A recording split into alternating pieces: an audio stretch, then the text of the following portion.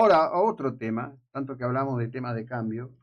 Está en línea Iván Vélez, es arquitecto, investigador asociado de la Fundación Gustavo Bueno, autor, entre otros, de los libros sobre la leyenda negra, el mito de Cortés, la conquista de México, Nuestro hombre en la CIA y Torquemada, el gran inquisidor, además de publicar artículos en la prensa española. Por un artículo publicado en la Gaceta de la Iberosfera que me llamó mucho la atención y que queremos poner en atención de esta audiencia. Iván, buen día, ¿cómo le va? Buen día, muchas gracias por vuestra atención. No, por favor, gracias por el tiempo que nos concede. Usted ha publicado un artículo muy interesante que habla de datos de la comunidad autónoma vasca, en Sí, donde se han dejado de pedir evaluaciones que impulsa la OCDE al tema de las competencias de matemáticas o las que miden habilidades digitales, una suerte de apagón total. ¿Por qué conexo esto con la Argentina?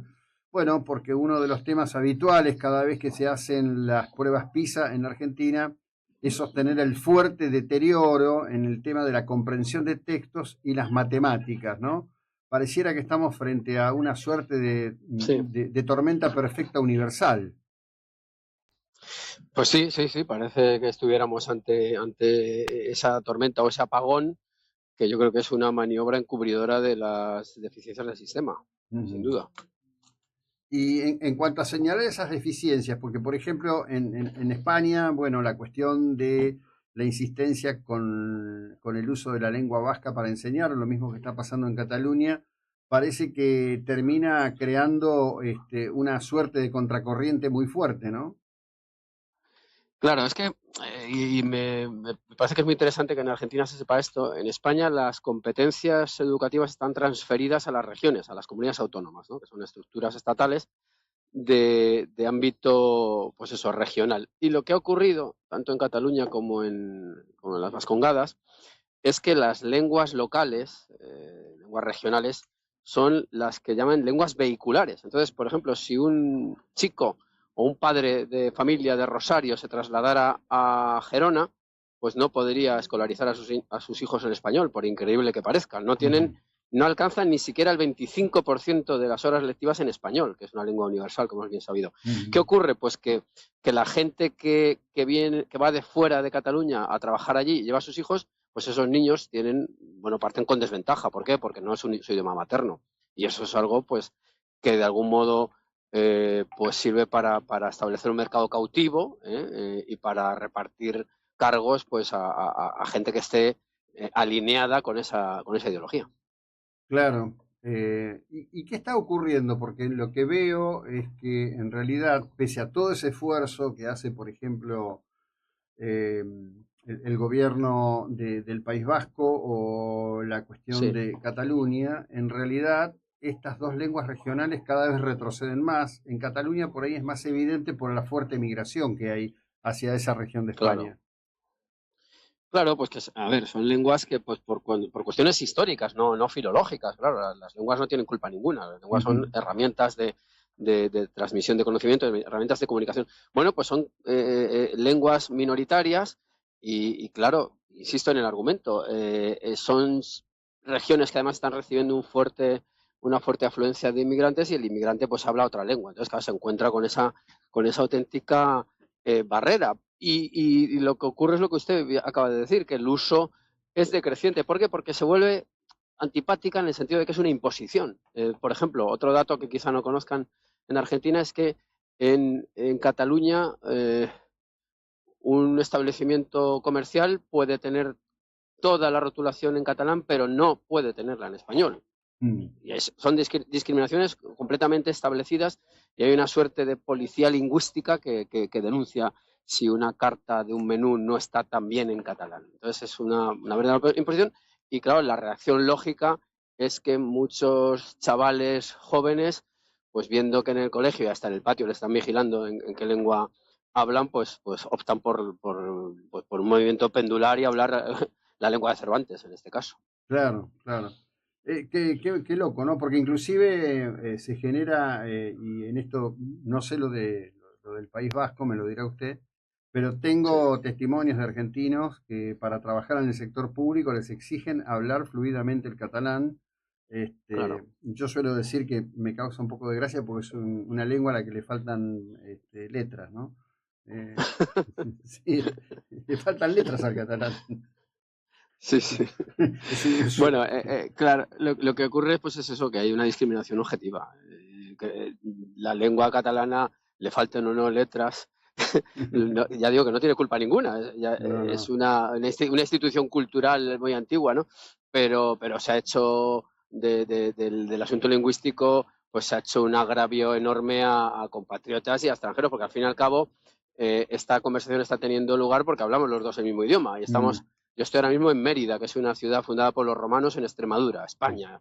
Y estoy hablando con una persona que está en Argentina y hablamos un idioma que nos entendemos perfectamente. Entonces, Mm, claro, lo que no tiene sentido es cercenar esta posibilidad de comunicación por estas imposiciones, ya digo, cada vez mayores, porque desde luego el que viaje a Cataluña en las instancias oficiales, no así en la calle, lógicamente, hasta ahí no se puede llegar, claro. pues verá que todo está en catalán y eso es un verdadero... Bueno, pues lo están pagando. Yo creo que Cataluña lo está pagando porque ha habido una corriente de antipatía y luego de muchas empresas que a raíz del golpe de Sí, Estado del año 17 pues se fueron de allí. O sea que sin el duda. extremo se paga, ¿no? Sí, sí, sin duda.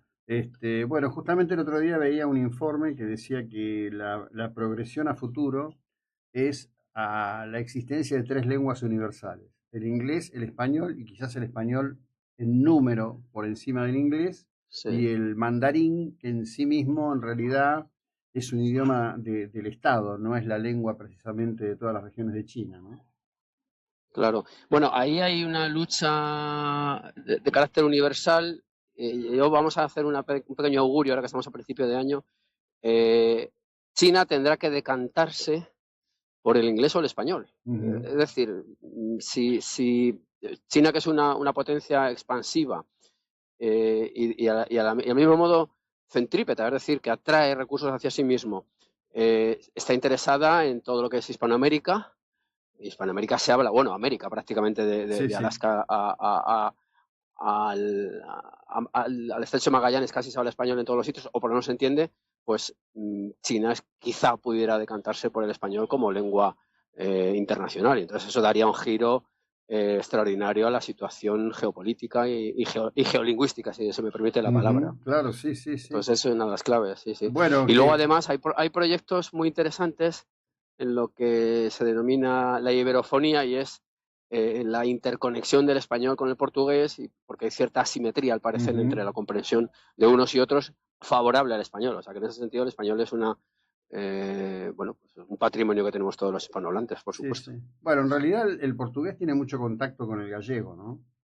Como idioma, Sí, como, claro, por supuesto. claro, Tienen raíces comunes, desde luego, pero claro. bueno, el gallego no deja de ser una lengua que se habla en 4 provincias Sí, sí, españolas, sí, por cierto, envejecidísimas, ¿eh? claro. Porque España tiene un problema grave de demografía que va a causar efectos muy preocupantes en un futuro casi inmediato. Y Galicia, en ese sentido, tiene una tasa de natalidad bajísima, al igual que Asturias. Al Ujú, igual que el País Vasco también, ¿eh? sí, Eso se sí, olvida, ¿eh? O sí. sea, si Sabino Arana levantara la cabeza, el racista Sabino Arana pues se escandalizaría, ¿no? al, Ujú, al ver que se está llenando de gente que no tiene esas raíces verdaderamente racistas e hispanófobas que él cultivó. claro. Bueno, justamente creo que uno de los grandes temas que tiene Europa por delante, y no me parece desafortunadamente que la dirigencia en general esté al tanto, es que la tasa de convergencia entre una natalidad y otra, y estoy hablando en particular de la población extendidamente islámica que hay en toda Europa, hacia Sí, 2050 va a ser un conflicto de proporciones, ¿no?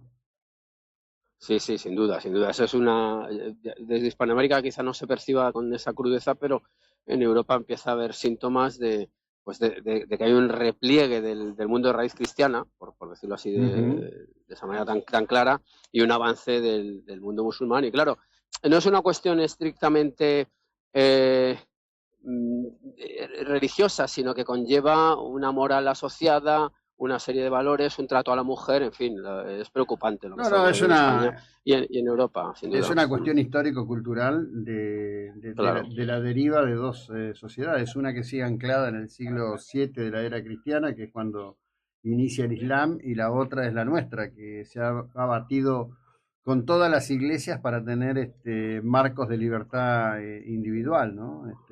Claro, claro. Conflictos Claro, porque gravísimos. además la idea de persona que maneja el Islam no es la misma que la que maneja el cristianismo. Es evidente, lo estamos viendo. Yo siempre pongo un ejemplo bastante extremo. Lo estamos viendo incluso con todos estos atentados donde el terrorista se inmola. Eso es impensable en una sociedad cristiana, aunque haya habido terrorismos, como es evidente, claro. O sea, Sí, por poner un sí, ejemplo crudísimo. Sí. Sí, bueno, pero por lo menos acá en este lugar del dial y de este lugar en la conectividad digital global, tratamos de poner conciencia sobre eso. Tenemos muchos compatriotas. Ayer se publicó un número, hay 400.000 argentinos viviendo en España. Claro. Muchos son amigos nuestros, muchos son parientes nuestros. Y verdaderamente la deriva general es muy preocupante. Por otro Sí, sí que lado, lo es. porque Europa a lo largo de su historia ha ajustado sus diferencias, no precisamente con dulzura, ¿no? Y me No, parece... desde luego que no. Y por lo que respecta al Islam, quisiera recordar, hoy es día 3 aquí ya en España, ayer día 2 se conmemoró la toma de Granada, que fue la expulsión definitiva de la península ibérica de los reinos cristianos del mundo musulmán. Y es algo que se celebró en todo Occidente, pero que curiosamente en España hay algunos sectores de la autodenominada izquierda favorables a una especie de reislamización o a entender aquello como un genocidio, cuando fue un acto o un hecho pues que vino a culminar la construcción de la nación española, la nación histórica española, que luego pues se trasvasó al nuevo mundo, como es bien sabido, pues con la exportación o implantación, digamos, de nuestras instituciones en América, ¿no? Instituciones jurídicas, religiosas, lingüísticas, en fin, todas las que ha habido con sus errores, pero yo creo que con un balance de aciertos importantes. Son sociedades libres y soberanas, que es lo que importa. Sí, bueno, yo creo que para mí es una cuestión central lo que tiene que ver esto, porque se unen muchísimas cosas.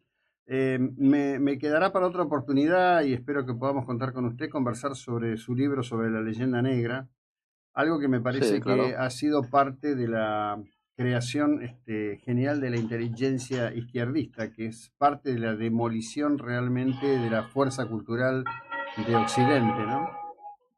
Sí, sin ninguna duda. Pues nada, yo encantado de volver a hablar con ustedes y sin duda la leyenda negra está completamente asumida por la izquierda española e hispanoamericana, que es algo verdaderamente preocupante porque es disolvente de nuestras sociedades. Así que bueno, Bien. pues nada, agradecido y a vuestra disposición. Esas campanas dicen que son las 12 en Mérida, las 8 de Estas la mañana campanas dicen que son las 12 en Mérida, y efectivamente. las 8 de la mañana en Mar del Plata. Un abrazo a la distancia, Iván. Muchas gracias. Un abrazo, Hasta muchas luego. gracias, muy amables. Chao. Bueno, Iván Vélez desde Mérida, España, hablando de estos temas. Solo en la 99.9. Ya sí.